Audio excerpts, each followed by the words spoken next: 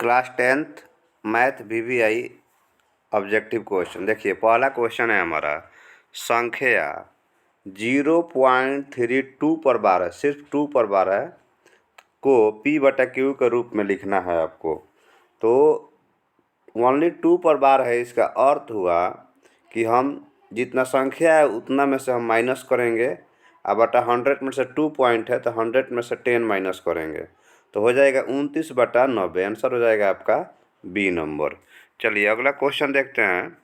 अगला क्वेश्चन है 2 तथा 2.5 के बीच अपरम्य संख्या है। 2 तथा 2.5 के बीच की अपरम्य संख्या है, ये आपको इसमें बताना है। तो 2 से ज़्यादा होना चाहिए और 2.5 से कम होना चाहिए। तो इसमें से हमारा हो जाएगा √5। आंसर हो जाएगा आपका बी नंबर। कैसे 5 हुआ? क्योंकि इसका 4 का 2 होता है, वर्गमूल 4 का 2 होता है ना जी, तो 2 हो गया। अब 5 है तो 2 पॉइंट कुछ आएगा, तो इसके बीच में अपरम्य संख्या वाला बताना है। अपरम्य तो आपका ये भी है लेकिन होगा √5, क्योंकि इसके बीच में बताना है 2 और 2.5 के बीच। अगला क्वेश्चन देखिए क्या है। अगला क्वेश्चन है आपका, निम्नलिखित में से कौन सा कथन सही है, मतलब सत्य है, आपको बताना है। ठीक है, तो यहाँ पर देखिए 2 अपरम्य संख्याओं का गुणनफल हमेशा अपरम्य होता है। 2 अपरम्य संख्याओं का गुणनफल हमेशा अपरम्य होता है। एक परम्य और एक अपरम्य संख्या का गुणनफल हमेशा अपरम्य होता है। 2 अपरम्य संख्याओं का जोड़ कभी भी अपरम्य नहीं हो सकता है। एक पूर्णांक तथा एक परम्य संख्या का जोड़ कभी भी पूर्णांक नहीं हो सकता है। यहाँ पर सत्य कथन कौन है? तो आपका है डी नंबर। आंसर हो जाएगा आपका डी। अब क्वेश्चन नंबर 4 देखिए। क्वेश्चन नंबर 4 है, यदि n एक प्राकृत संख्या है तब √n क्या होगा? तब √n क्या होगा आपको बताना है।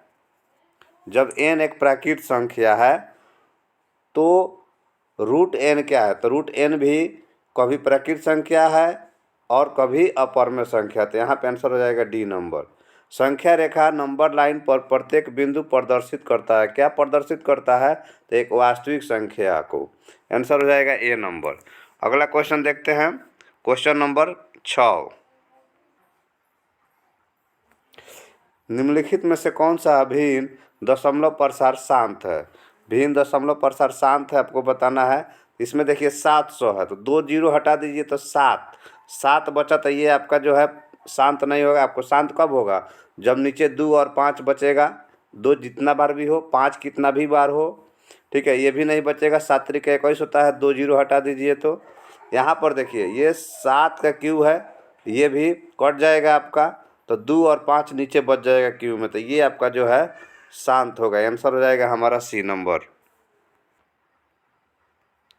अब क्वेश्चन है, सबसे छोटी पूर्ण वर्ग संख्या जो 16, 20 तथा 24 प्रत्येक से भाज्य हो वह क्या होगा? तो यहाँ पर हो जाएगा आंसर आपका, सबसे छोटी पूर्ण वर्ग संख्या जो 16, 20 तथा 24 प्रत्येक से भाज्य हो। प्रत्येक से भाग आपका लग जाना चाहिए। आंसर हो जाएगा 3600।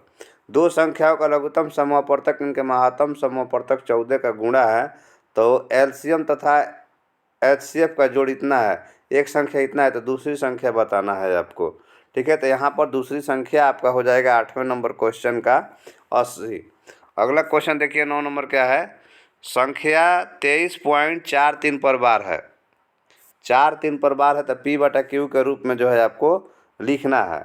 ठीक है, तो हो जाएगा यहाँ पर 23 20 बार है इस पर 100 - 1, यानी इसका आंसर हो जाएगा आपका ए नंबर। अब देखिए क्वेश्चन नंबर 10, यदि प्रथम इतने का अभाज्य संख्याओं का योग n है तो n हमेशा भाज्य होगा।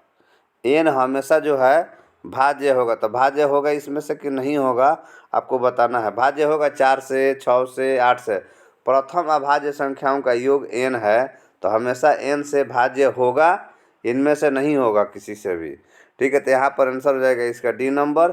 कौन परम्य संख्या है बताना है। ये आपका परम्य है, परम्य संख्या होता है, ये आपका परम्य संख्या हो जाएगा, क्योंकि 16 4 का हो जाएगा और 25 का 5 हो जाएगा, तो 4/5। चलिए क्वेश्चन नंबर 12 देखते हैं।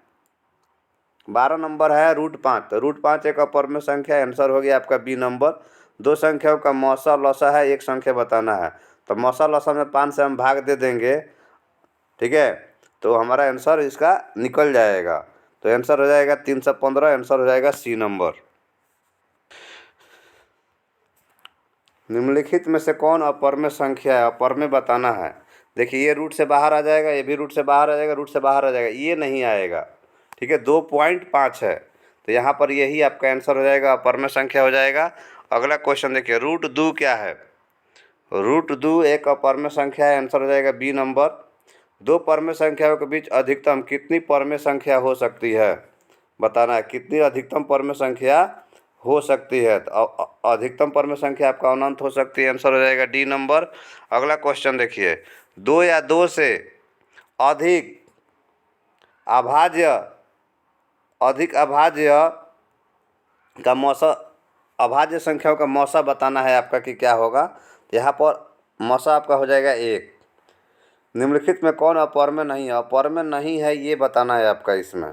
तो अपवर्म्य नहीं है, देखिए ये आपका अपवर्म्य है, ये भी अपवर्म्य है, ये भी अपवर्म्य है, तो ये वाला जो है अपवर्म्य नहीं है, क्योंकि 75 का फैक्टर कीजिए और 48 का फैक्टर कीजिएगा, ठीक है, तो आपका ये रूट से बाहर हो जाएगा, रूट वाला कट जाएगा जो बचेगा। तो चलिए 19 नंबर क्वेश्चन देखिए, परम्य संख्या है, इसमें से कौन परम्य संख्या है। देखिए ये अपवर्म्य है, रूट है इसमें, ये भी अपवर्म्य, इसमें √2 से √2 कट जाएगा, तो ये आपका परम्य संख्या हो जाएगा।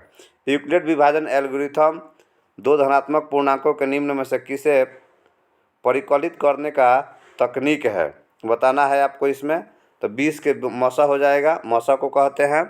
अगला क्वेश्चन देखिए 21 नंबर, किसी धनात्मक पूर्णांक ए बी के लिए ए बी मौसा और ए बी का लौसा किसके बराबर होता है, बताना है आपको। तो इसमें से जो है आपका बराबर होता है a गुणे b के, आंसर हो जाएगा सी नंबर। किसी पूर्णांक p के लिए विषम संख्या का रूप है, विषम संख्या का रूप है, तो इस तरह के सवाल को कैसे आप पहचानेंगे, मतलब आपको p का मान रखना है विषम संख्या, 1 2 रखिए। जैसे मान लीजिए यहाँ पर p के मान हम 1 रख रहे हैं, p का मान क्या रखना है जी 1, तो 1 रखेंगे तो 2 × 1 + 1, तो जोड़ेंगे तो क्या होगा आपका 2 या 1 3 हो जाएगा, और फिर 2 की जगह 2 रखिए +1, तो 2 दूना 4 1 5 आएगा, फिर 3 रखें 3 दूना 6 1 7 आएगा। यानी हम क्या देख रहे हैं, यहाँ पर हम 1 2 3 4 5 मान रख रहे हैं सब पूर्णांक संख्या p, तो सब विषम आ रहा है। और यहाँ 1 2 3 4 रखें तो 2 दूना 4 सम संख्या आ जाएगा, यहाँ 2 रखिएगा तो 2 आ जाएगा, यहाँ पर 3 रखिएगा तो 4 हो जाएगा, सम संख्या हो जाएगा। तो विषम कौन हो रहा है, सिर्फ ए नंबर वाला, तो आंसर हो जाएगा आपका ए नंबर। 23 नंबर क्वेश्चन देखिए, भाग लेमा, थोड़ा सा गलती से लिखा गया है, ये मिस्टेक क्वेश्चन हो गया है, लेमा नहीं होना चाहिए। अब देखिए, यदि x और y दो लगातार धनात्मक सम पूर्णांक इस प्रकार हो कि x जो है बड़ा है y हो, तो x + y का क्या होगा मान, आपको बताना है। तो यहाँ पर इसका आंसर हो जाएगा विषम संख्या, आंसर हो जाएगा आपका बी नंबर। कैसे हो जाएगा आपको हम बता देते हैं। जैसे मान लीजिए कि x का मान 2q है, तो y बराबर 2q + 2, ठीक है, तो x + y/2, तो मान यहाँ पर हम रखेंगे तो 2q + 1 है, तो अभी आपको हम ऊपर बताया कि यहाँ पर मान आप रखिएगा 2q + 1, तो ये विषम संख्या ही आएगा।